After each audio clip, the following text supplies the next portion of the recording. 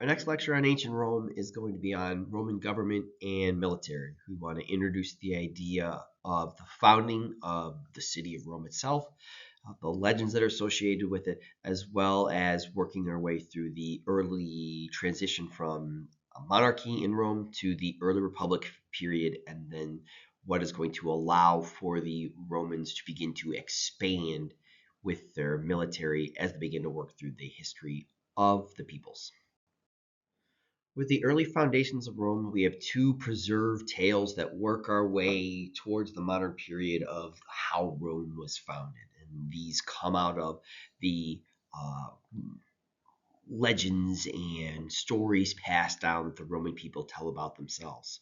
One is the local folk legend of twin boys, Romulus and Remus. These were the sons of a god of war and a Latin princess. The Latin princess walking through the woods one day, she sees the god of war. They make goo goo guys at each other. 9 months later, out come Romulus and Remus. So the kind of the thing we bring up a lot in the classroom is you are this Latin princess. Your dad's going to ask you who's the father of these now twin boys, and you're going to say the god of war. Is he going to believe you? So the Latin princess puts herself kind of in this idea and says, "Yeah, I don't want this." So Romulus and Remus, as infants, are then abandoned in the woods. And again, we're kind of getting this idea of why does this still have a resonance of today? If you're twin infants, you could just be you're abandoned by mom, you could just give up, roll over, and then you're dead. However, Romulus and Remus find a way. They are raised by a she-wolf. Okay, and again, we're not asking anything too far-fetched out of mythology or legend. Come up here just as a female wolf. That wolf adopts them, brings them back to the den, raises them up, allows them to be able to become kids, and then they go off on their own. The story eventually continues where Romulus builds kind of a house on one hill, which will become Rome. Remus builds his house on the other. They eventually get into an argument. Romulus will kill Remus, and that's why we're talking about the foundations of early Rome, named after Romulus, and not early Rome, named after Remus. The second legend, or the story that tells us about how Rome was founded, comes from the tale of Aeneas out of a book called the Aeneid.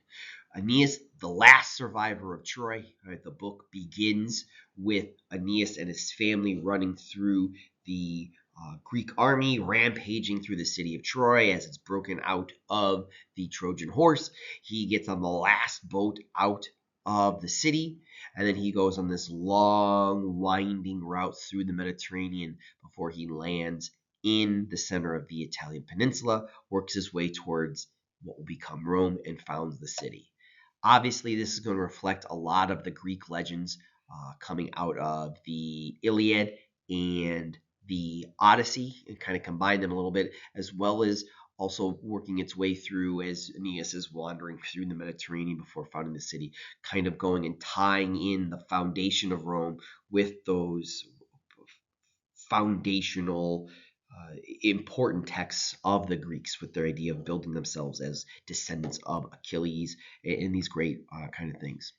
Now, over time, like a game of telephone, these legends will be twisted, will be retold, will be kind of morphed together, and later legends will have these twins, Romulus and Remus. That Latin princess becomes a descendant of Aeneas to be able to combine these ideas together.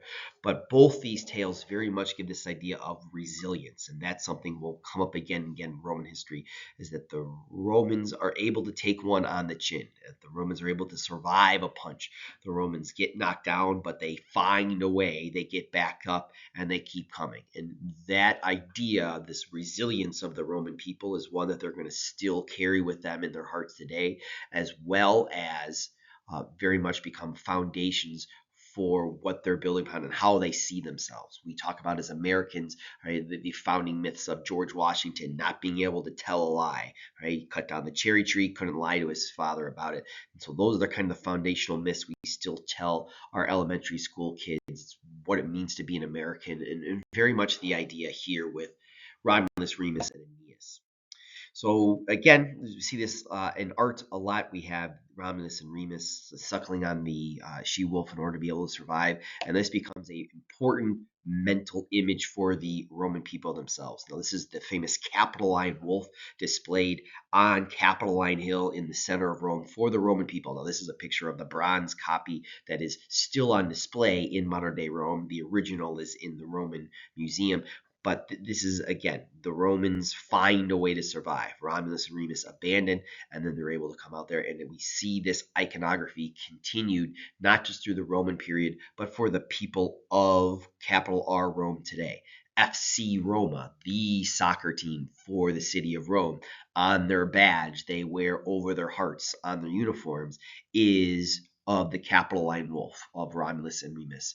And this becomes part of the idea of what it means to be Roman is that you get knocked down, you get up again, and you keep going, like Chumbawamba would say. And that's what, again, makes this a funny cartoon here, is this idea that, again, this becomes a part of what the Romans are, what they do. So that is one foundational myth. The other comes from Aeneid, written by Virgil several centuries into the Roman, Virgil, one of the great Roman poets. But again, Aeneas in this painting, fleeing from Troy as it's being destroyed, hops on a boat and goes on a long, very Odyssey-esque adventures through the Mediterranean, through monsters and gods and goddesses, sorcerers and witches, before finally landing and establishing what will become Rome on the Tiber. So Rome itself, we begin to see the first permanent settlements around the year 1000 BC, and that's where the archaeological record has them. Like how Chicago is the Windy City, and like how New York is the Big Apple, Philadelphia is the city of brotherly love, Rome is the city of 7 hills. So there's 7 rolling hills along the Tiber that will eventually become to encompass what Rome is as a city. The central of these is the Palatine Hill. We'll show you this on an aerial map. And the other of those 6 hills will ring the Palatine.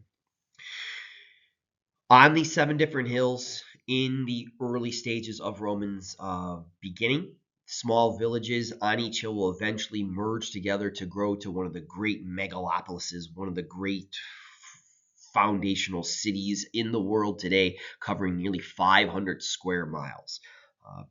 It's causing an issue in the demography and society of Italy today, where a lot of young people from the countryside or from the south of Italy are being drawn to where the money and, more importantly, the jobs are in Rome, in Milan, in Venice, and that's causing depopulating the countryside. And we've seen this kind of a push since the time of the Romans. Now, the early political history of Rome is established as a monarchy, and the regal period, when Rome is ruled by kings, lasts from about 753 to 509 BC. When we're looking at this time period, historians want to emphasize this idea that, one, there's very few sources that are covering this that survive down to us today. So we are limited in the amount of material that we have. And within that material, there's questionable details about the veracity and accuracy of these stories.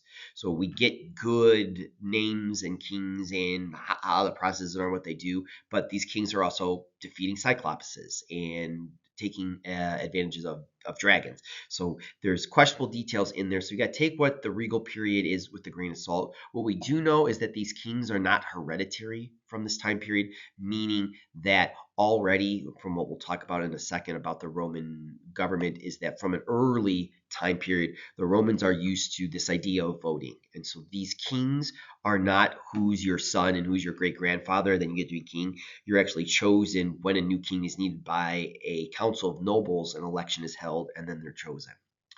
These kings in early Rome control 3 areas of the government. They're in charge of the military, they're in charge of the religion, and they're in charge of the usual government idea of justice. So we've seen this idea of these kind of absolute rulers where they're all in charge of most of these forms. And again, it's easier said than done in the more ancient time periods with physically less people than we'll see in, say, more, we're going to say modern history, but within the last, say, 1,000 years, really. A lot easier to do with this smaller amount of people. Think of this very similar to like the pharaohs of Egypt. Not a one-on-one comparison, and these kings aren't gods like the pharaohs are, but similar idea in that the pharaohs of Egypt had the same powers as these kings of Rome, to give you a comparison of what we talked about previously. So when we're looking at Rome itself, again, when we talk about the idea of the city of seven hills, you've got the Palatine in the central, that's the central hill, Capitoline, Quirinal, Vermilion, Esquiline, Caelian, and the Aventine hill. These will eventually be surrounded by the Servian wall, written by Marius Servius Tully. The Tiber River is going to flow that way.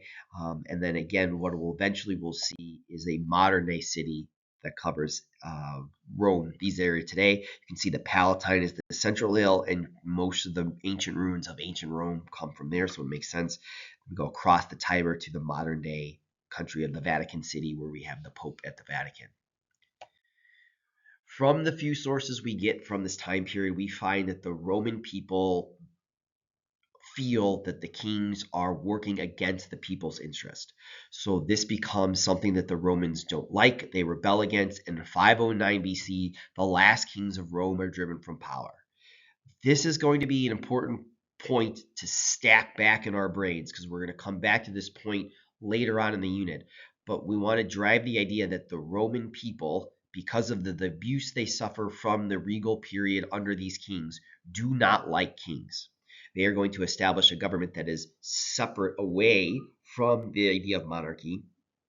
And to accuse someone of being a king in this early republic period is a slur, is an insult, because the Roman people do not like kings. They've driven them from power. They establish a new government from these ashes. So to call someone a king is an insult in this republican era of Roman history. With the removal of the kings, we need a government. The new government the Romans establish is called a republic. A republic is a form of government in which power rests in citizens who have the right to vote for their leaders. Best example, obviously, the United States, where we're going and we're teaching here. Again, with this idea of, in the United States, I vote for a representative who goes to Washington, D.C. from Illinois to represent my views here from Joliet in Washington, D.C. So the very much you are electing a leader to then go within the government, represent you and your interests in theory, to be able to go and do it that way. Now, early on here, when the Roman Republic is first established, citizenship is given to only freeborn males.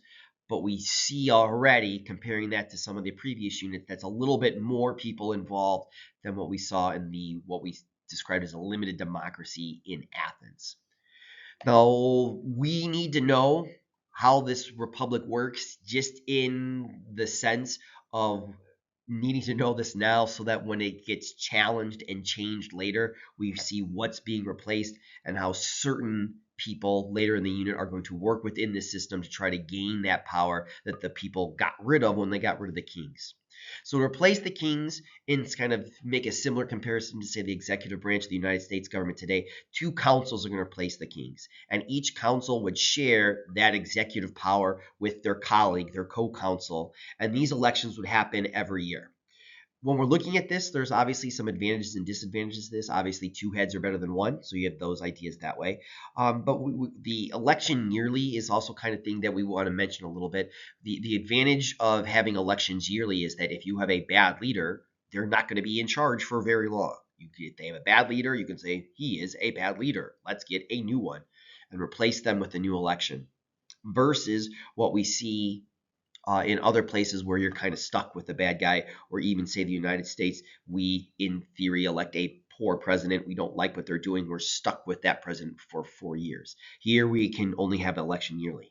The disadvantage to that system then with that is that if you have a good person in charge, they're only in charge for a year. And they've only got a year to be able to clean things up, to make improvements, and then they've got to have another election, so we might lose that momentum. There's two popular assemblies, but the one that really has all the power is the Senate, and that's an organization that we'll talk about a little bit of legislative, a little bit of executive ideas in there. But the senators are, in theory, elected in popular elections, but the Senate is a little bit more based on who you are. Now, in an emergency, there's barbarians pounding at the Roman gates. You don't have a whole lot of time for compromise. You don't have a lot of time for concessions. You don't have time for debate. You don't have time to form committees. You need actions.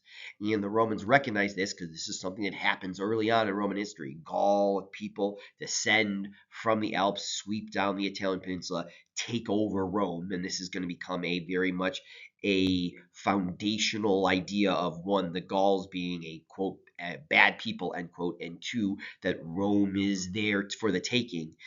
In that scenario, the Romans couldn't act for prevent that from happening ever again. A dictator would be given emergency powers, and they would be able to have all the powers of the Senate, the other assembly, and the councils all wrapped up into one person. They would be given those powers for 6 months. They'd then be able to make quick decisions, be able to move, duck, dodge, dip and weave to be able to solve these problems. And then when those problems were solved, the dictator would then give those power back to the Senate, to the councils, and go back. The best example is played out like how it says. Cincinnatus is a famous Roman general. Barbarians come to Rome. They lock the gates. He's given the title of dictator. He defeats these barbarian people. They are driven from Rome. The gates are open. Cincinnatus symbolically gives back this power, goes back to his Roman villa, and lives out the rest of his days. So very much kind of a model for Roman, not only dictators, but others. And again, the modern connotation is a very much I'm not like, I don't like you, all that stuff and that things. But the Roman one, at least at the beginning, is this idea of someone who's they're sacrificing this, that, or the other to do this for the good of Rome, and then giving that power back to the Roman Senate, therefore to the Roman people. The religious duties of the kings that we said were given to two priests. Those would be the Pontifex Maximus and the Rex Sacrorum. The Pontifex Maximus is a title of the Roman high priest that will eventually be co-opted and used and taken by the Catholic Church. And that is why the Pope in the modern Catholic Church has the Latin title of Pontifex Maximus, because they're trying to steal ideas and steal people from the early Roman religions. So you can kind of go and read this. And again, there's plenty of videos all over YouTube to be able to describe the system in a sense. But we just want to make sure we want to hit on the two councils elected yearly. You've got a Senate and you've got a popular assembly. But really, the Senate and the councils have the power in Rome. And they've got power each over each other. This is Octavian, one of the future Roman emperors, dressed in the robes and the garbs of the Pontifex Maximus. We'll talk about how the Roman emperors co-opt this idea of being a deity as well. We'll get into it. But the Roman Senate is one of these great legislative bodies that we see in all of world history. Some of the greatest speeches ever given by human beings come out of this group of people that are in there. Some people are there just because of who they're born. Some people earn those positions and then use that positions to do good things for people, to enrich themselves. A great hodgepodge of stuff. But again, a popular, an important means of change and governance within the Roman Republic. In Rome itself, two groups in early Rome. We've transitioned from the regal period to the early republic, and in this early republic, two societal groups are struggling for who has the power. The first group are the patricians. The patricians are wealthy landowners who have most of the power within Rome. They have their power because of who they've gotten it from. They've inherited their power and social status. The idea of the patrician is that this is one of the first 15 or 20 families that's moved into, quote, Rome, end quote. And they are there because they were there first. And then it makes sense how they're wealthy and how they own the land, because they put their stake in there first versus other people. So that's why they're able to kind of go and do this. It's that their ancestry gave them the right to make the laws. My great-great-great-great-grandfather founded Rome, therefore you need to listen to me. This becomes an adjective that works its way into the English language today. You can describe someone having a patrician's bearing, a patrician's nose. This is someone who walks into a room and is holier than thou, right? Is better than you. Their shoulders are back. They're looking down their nose upon you. They've got a higher bearing. They're hoity-toity. They're all that stuff. So you can describe someone as being this patrician, this better than you. And we're talking about, again, maybe 100, 200 families within Rome. Let's say 10% of the population, if we want to be able to do that. So not a whole lot of people in total, but control a lot of the financial and political and societal power within at least early Rome. And then we'll see that for most of the Roman period. The second group is everybody else who's freeborn, are the plebeians, the Roman mob. These are the common farmers, artisans, and merchants who make up most of the people. So if we say 75, 80% of the population are plebeians, you got, what does that leave me? 5%, 10% are patricians, then the rest are slaves. And again, the math might not math there, but that's kind of the rough ideas here. A plebeian is pretty much a person of Rome who is a citizen with the right to vote.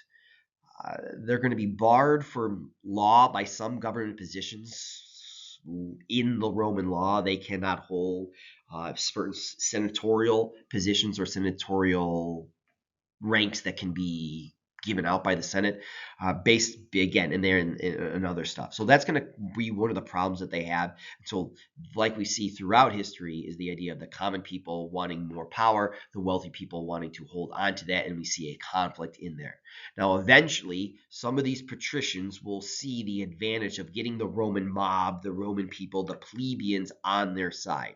So they will win, kind of win quotation marks, a concession from the patricians, in that a patrician, a senator, might come down to be a representative of the people as the position of tribune to be able to go and do this. And we'll see certain individuals in Roman history use this position as a wealthy person acting in, quote, the interests of the plebeians, the people, end quote, and then use that to enrich or move themselves up through into power in the Roman government. So that's what we see here. And again, in the English language, to call someone a plebeian is very much you are less than, you are common, you are an NPC, in the words of the freshmen that come in the class every day. There's nothing interesting about you. You're just a common person. You're average. You're run of the mill. You're less than anybody else. So a great insult to throw at a little brother. Hey, you plebeian, are you less than? Your opinion doesn't matter. We don't hear any comments from the peanut gallery. That's the idea there. Now, these two groups, and again, freshman history course here, so we're condensing a lot of Roman history, are going to fight in early Rome for several decades on who belongs in each group, how much power they have, fight in senatorial debates and other stuff, fist fights, but no real big, like, giant upheavals. Eventually, really, the patricians are going to win, and we'll see this happen a lot through history, but the plebeians do gain a victory in getting a written law code. And one of the concessions the patricians make in 451 BC is 10 officials, 5 patricians, 5 plebeians get down, and they write down the laws on 12 giant stone tablets, with their then displayed right smack dab in the Forum of Rome for all to see. And this, again, we've talked about this with Hammurabi's Code and other law codes, the idea of that laws being written down in stone, unchanging, not up for interpretation. You can't say, well, it actually means this. Well, no, it's here. You can see it in the middle of the forum. I can pull 5 people over. They all can see the exact same thing. One of the big things that comes out of this is this key idea that if you were a citizen of Rome, you have the right to the protection of the laws of Rome. And that applies to not just the consuls and the senators, but all the way down to every citizen of Rome becomes protected by these stone tablets.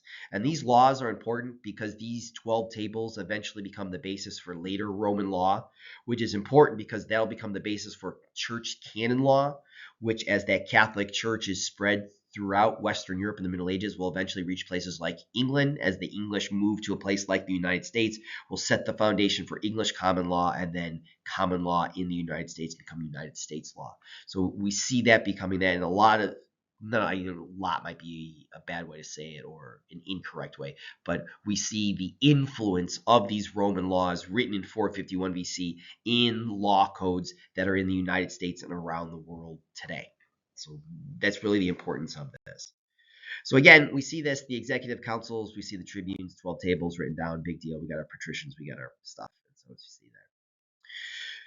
Where we want to finish today is this idea of once the Roman people have their republic, they then have less, and then those arguings and infighting amongst the patricians and the plebeians begins to, if not settle down, but come to an uneasy compromise, is going to allow Rome to begin to expand. And slowly they expand and work their way outwards. We saw in the previous lecture how many different peoples there are in the Roman peninsula. And as Rome expands, it's going to incorporate its neighboring peoples that they conquered into their government.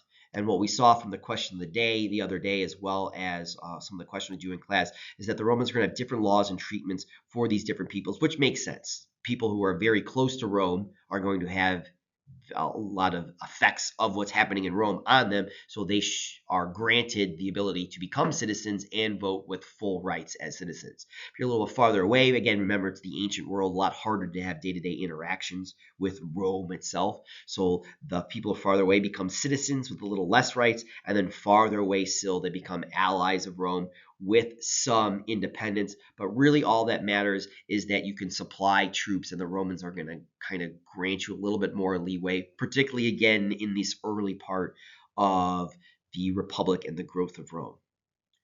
As we've said, with all these different peoples, and with Rome being in Italy, and Italy being well watered with lots of resources, lots of people can be in Italy. And as Rome begins to absorb and conquer these different people, it's able to then keep expanding with this. As Rome eventually begins to gain control over all of Italy, it's going to give them access to lots of men.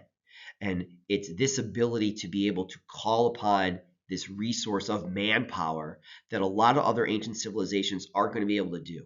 And the Romans are going to be able to do this time and time and time again. Some of the historians I like to have explained this is that the Romans can take a punch. We've seen civilizations. The Assyrians lose one battle, they're gone. The Egyptians, twice, they fight a battle, they're conquered after one battle. The Persians fighting against Alexander the Great are going to lose at Granicus, Issus, Gaugamela, and then they're gone. But we will see in the next lectures to come, Rome lose entire armies, entire fleets of Roman ships are sent to the bottom of the Mediterranean, and the Romans rise back up. Ooh, it's like we're bringing back this idea of the resilience of Aeneas, of Romulus and Remus coming back in there. The Roman military system is going to be shaped around its legions. And again, the numbers are going to change over time. We're going to do this. We want to understand that the formation is very similar to a phalanx. So that's kind of what we talked about the Greeks. That's the image we want to bring up in our minds before we show you some pictures here. But these Roman legions are 4,500 soldiers. Now, when we get to the eventual, and this is very much military history, and we could talk about Roman history, the Roman military, I mean, for a whole semester if you wanted to. When we get to the manipular system of the Roman legions, these 4,500 blocks of soldiers in a legion will become 30 maniples. Each maniple will then be subdivided into 2 different centuries. Each century has about 80 men, and those 80 men are going to be subdivided to about 8 groups of 8 or 10, which is, you want to think of it, a more modern term would be squad, but this is basically how many people can fit in your tent. And so the tent itself and your eating utensils, your cooking utensils will be divided amongst them on the march. And these are the people you eat with, you sleep with, and things. Now, the big important thing about the legion, again, we want to hammer in this question that we talked about from the very first slide of this unit. How does Rome be able to conquer all this territory and run it? Is its military system gives it an advantage. It's got other advantages, but the Roman military system itself, the legions, have the advantage of being much more, and the key effort here is flexible than any other ancient fighting system. And that's going to be the big key term here. So we'll highlight this. All right. Where's my pen? All right, so there you go. All right. So that's the idea. It's much more flexible than ancient fighting systems because you can take your 4,500 blocks, your block of 4,500 guys, and you can say mandibles 1 through 30 attack on the left, and mandibles 11 through 20 swing around to the right. Mandibles 21 through 30, let's hang back and reserve, and I can move you there. And again, down to use this first century of the 15th maniple of the 5th Legion, I need you to go into this ravine and then wait for us to go. And that's the big advantage here, is be able to go and take the phalanx that of Alexander the Great, of the Greco-Persian Wars, and to subdivide it up into more, I don't want to say manageable, might not be the best word, but in smaller units that you can give different direction to, and that gives you the advantage. I can pull these guys from this position, swing them around, or move them to another part of the battlefield in a, these guys are soldiers are obviously have to be trained. but be able to do that. And so that becomes the advantage of the Romans, is this idea of, again, the flexibility of the Roman system. And that's the advantage it has. Now, early on, these are citizen soldiers who are supplying their own equipment. Barbarians are coming to Rome, where we need to fight the Samnites to gain more power. I drop my shovel. I tie up my dog. I go grab my armor. I fight for the glory of Rome. I come back, put my armor away, let my dog go, pick up my shovel, and move on from there. So that very much becomes a idea of early Rome. Here is this idea of the citizen soldier. So we see this in the map here, Rome beginning to expand up and down the Italian peninsula. And again, the big thing that we want to emphasize in these two slides is the idea of all these different peoples that the Romans are fighting with, and all these are individual wars. Right, the Samnite War is pretty famous. The fighting against the Etruscans is a big deal. We're trying to the fight against the Sabine is all tied up in its own stories, its own mythology, and again, we could spend lectures in and of itself on there. But the idea is that this absorbs Roman people into what it means to be, quote, Roman, end quote, and that then gives them abilities to be able to put more people into their systems and their formations. And so you can take a phalanx and then subdivide it up with more men and then go and give that. And the evolution moves from this kind of Greek heavy phalanx to the manipular and then cohortal legion. And again, those are lectures in and of itself. So this is very much just a little clip from the movie Gladiator, and we want to kind of emphasize down over here is you can kind of pick out the individual kind of centuries and other stuff moving together as one blocks. You've got one quote unquote legion fighting in this part of Germania when this movie takes place, but within that legion you can divide it up, and then we can have one attack going, and we won't spoil the beginning opening battle of where other Roman soldiers are within this battle to take on the German peoples that are fighting here. So that's kind of the idea with the Roman legion, is that, again, it's flexibility. You can give all these different people different things, and the Roman legionnaire armed with his shield, his spear, usually that's used for throwing, and then the gladius, the Spanish short sword, becomes the main fighting instrument that they move from there. So that's where we're going to end with this lecture, and what we'll see in our next lecture is this idea of, with Rome expanding and taking over all of Italy, that's going to give it a much more importance within the Mediterranean itself. It's going to then take on a bigger role. It's going to begin to expand, and as its expansion out of Italy is going to bring it into contact with other peoples who might not want to have Rome expand. And that's where we'll leave you today.